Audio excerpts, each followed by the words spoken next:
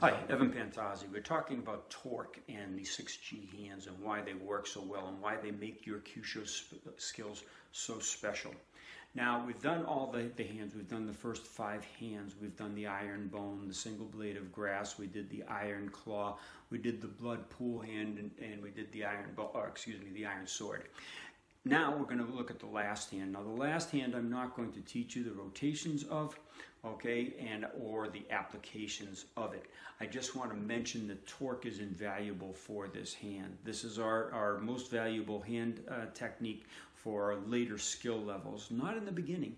You don't need this hand strike in the beginning. What you need is those first 5 G hands to really become proficient in Kyusho.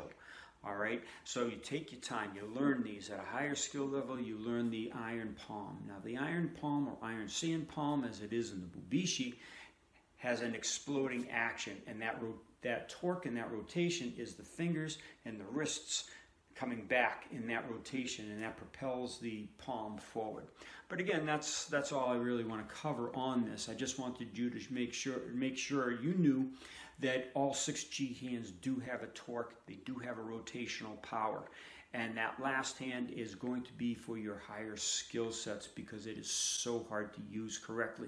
And the targeting is so hard to get down that you need a higher level of skill, and you need the lower levels of skill to protect you long enough to be able to deploy that higher level. So it's like a yin and yang. You have to go around to come around, okay? And you have to develop the skill to be able to use higher skill levels. But again, torque is invaluable for Kyusho. It's what makes it work to a deeper level. Linear power just doesn't do it, as you've seen in these prior filmings. So again, really investigate the 6G hand film. I'll put a link below, and put the links of the other videos at the end of this video as well. So you can get a deeper understanding of all these different hands, the different types of torque, what the torque is, why we need it in the Kyusho, and other things of that nature. Also, that you're not hitting pressure points. You want real skill in Kyusho, then you have to get up past the idea of hitting pressure points. They're man-made, okay? You weren't born with pressure points. There's no real entity called a pressure point. They're just areas that people mapped out in a theoretical health program to heal the body, and someone had tried to adapt it for hurting. It's not the real mechanism of Kyusho. Okay, the real mechanism, Kyusho means vital point. The vital point is attacking the vital structures of the body, the structures that are there for your life, the nerves, which feed your muscles so you move.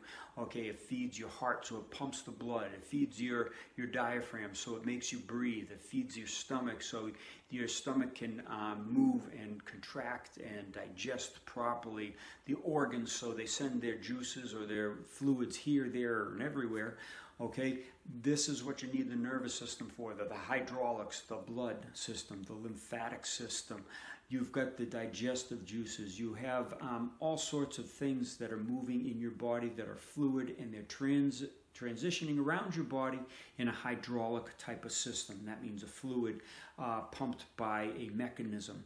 That mechanism mostly being a muscle that contracts or expands, and or the movement of your body that compresses and expands with it.